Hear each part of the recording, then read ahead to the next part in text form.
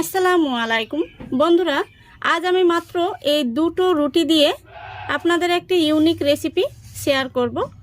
আর এই রেসিপিটা আপনারা বাজারে 1000 টাকা দিয়েও কিন্তু কিনতে পাবেন না, অথচ বাড়িতে মাত্র 20 টাকা খরচ করলে এই রেসিপিটা তৈরি করে নিতে পারবেন। আর বাচ্চা থেকে বড় সবাই ভীষণ পছন্দ করবে। বাড়িতে কোনো অতিথি আসলে তাদের আপ্যায়নও করতে পারবেন। তো চলুন প্রথম থেকে শেষ পর্যন্ত রেসিপিটা দেখতে থাকুন। আশা করছি রেসিপিটা আপনাদের ভীষণ ভালো লাগবে। তাহলে চলে যাচ্ছি মূল রেসিপিতে। তো দেখুন, এখানে আমি দুটো রুটি নিয়েছি। আপনারা চাইলে স্লাইস রুটিগুলোও নিতে পারেন, তবে সেগুলো আমার হাতের কাছে নেই। আজকে আমি এই রুটি দিয়েই তৈরি করে দেখাবো। রুটিগুলোকে এখন আমি একটি ছুরি দিয়ে কেটে নেব। দেখতেই পাচ্ছেন আমি এরকম পিস পিস করে কেটে নেব।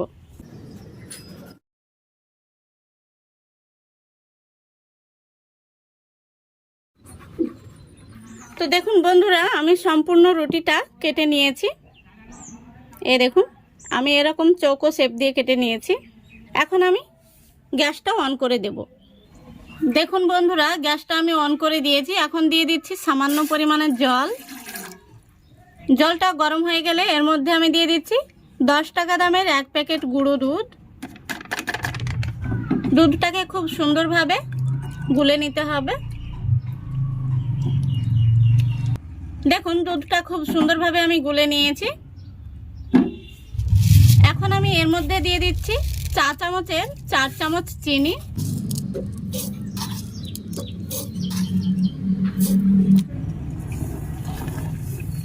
চিনিটা গলে যাওয়া পর্যন্ত অপেক্ষা করতে হবে। দেখুন বন্ধুরা, চিনিটা খুব সুন্দরভাবে গলে গেছে। এখন আমি গ্যাসের ফ্লেমটা একদম লো ফ্লেমে রেখেছি। এবার এখানে আমি দিয়ে দেব 1/2 চামচ কর্নফ্লাওয়ার। এখানে আমি 1/2 চামচ কর্নফ্লাওয়ার খুব ভালো করে জল দিয়ে গুলে নিয়েছি। তো অল্প অল্প করে দিতে হবে আর এইভাবে নাড়তে হবে, তাহলে দেখবেন দুধটা খুব সুন্দরভাবে ঘন হয়ে আসছে। দেখুন বন্ধুরা, অনেকটাই ঘন হয়ে গেছে। আমাদের ক্রিমটা কিন্তু একদম রেডি হয়ে গেছে। এই দেখুন, এখন আমি গ্যাসটা অফ করে দিচ্ছি। ক্রিমটা ঠান্ডা হলে কিন্তু আরো অনেকটাই ঘন হয়ে যাবে। এখন আমি ক্রিমটাকে নামিয়ে ঠান্ডা হতে রেখে দেব। এখন আমি এখানে নিয়ে নিচ্ছি 4টে ডিম আর একটি মিক্সিং বোল নিয়ে নিচ্ছি। এখন আমি ডিমগুলোকে ফাটিয়ে নেব। বন্ধুরা, এখানে আমি দেশি মুরগির ডিম নিয়েছি। ডিমগুলো একটু ছোট সাইজের, সেই জন্য এখানে আমি 4টে ডিম নিয়েছি। আপনাদের ডিমগুলো যদি একটু বড় সাইজের হয় তাহলে 2টো ডিম দিয়েও বানাতে পারবেন।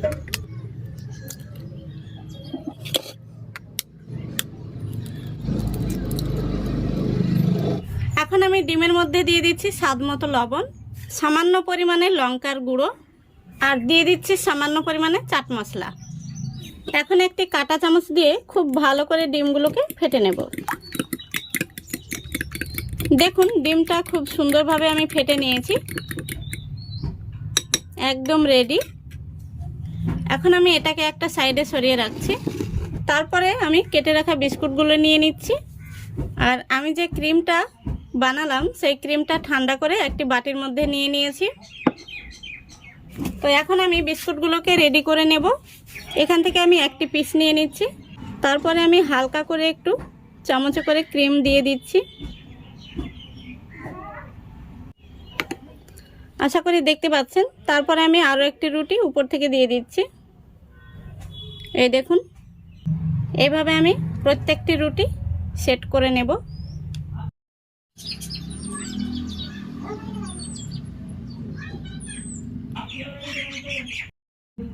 দেখতেই পাচ্ছেন কত সুন্দর হয়েছে। এখন আমি আবারও গ্যাসটা অন করে দেব। তো দেখুন, গ্যাসটা অন করে আমি একটি কড়াই বসিয়ে দিয়েছি। কড়াইতে এখন আমি দিয়ে দিচ্ছি সাদা তেল। পরিমাণ মতো আমি তেল দিয়ে দিলাম। এখন তেলটা একটু গরম করে নেব।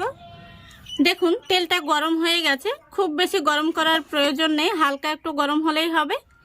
এখন আমি আগে থেকে যে ডিমের গোলাটা বানিয়ে রেখেছি দেখতেই পাচ্ছেন।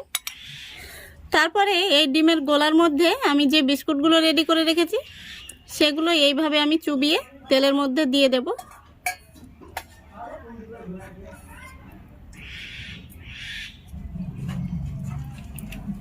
আমি আরও একটি বিস্কুট আপনাদের দেখিয়ে দিচ্ছি।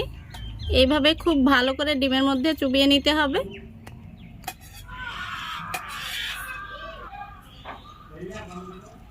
গ্যাসের ফ্লেমটা আমি একদম লো ফ্লেমে রেখেছি, আর লো ফ্লেমে রেখেই কিন্তু ভেজে নিতে হবে।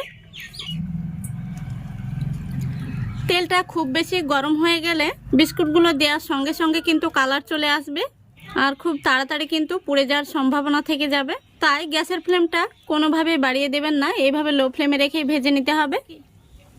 তো বন্ধুরা, আমি একইভাবে সবগুলো বিস্কুট তেলের মধ্যে দিয়ে দিয়েছি। এখন একটু সময় নিয়ে হালকা আঁচে ভেজে নিতে হবে। দেখুন বন্ধুরা, নাস্তাগুলো আমি কিছুক্ষণ পর উল্টে দিচ্ছি। একটা সাইড কিন্তু খুব সুন্দরভাবে ভাজা হয়ে গেছে, দেখতেই পাচ্ছেন নাস্তাগুলো দেখতে কত সুন্দর লাগছে। এইভাবেই আমি আরও কিছুক্ষণ ভেজে নেব। দেখুন বন্ধুরা, নাস্তাগুলো ভাজা হয়ে গেছে আর খুব সুন্দর একটি কালার চলে এসেছে।